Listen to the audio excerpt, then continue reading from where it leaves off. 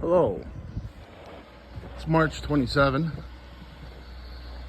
10 a.m. -7, and we got a lot of snow last night. Did some digging this morning for the dogs to run around in the backyard. Blitzen, the Rottweiler, she loves dancing in the snow. Dasher, she doesn't. So I dug her out some running room.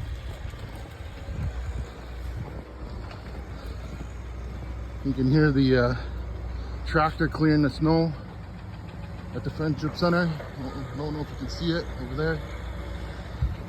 If, that's how deep the snow is. The grader was out this morning and clearing the roads of snow.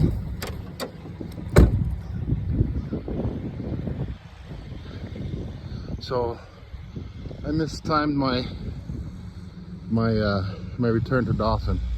I was hoping to miss this all. 46 years of it, and I'm kind of tired of it, so.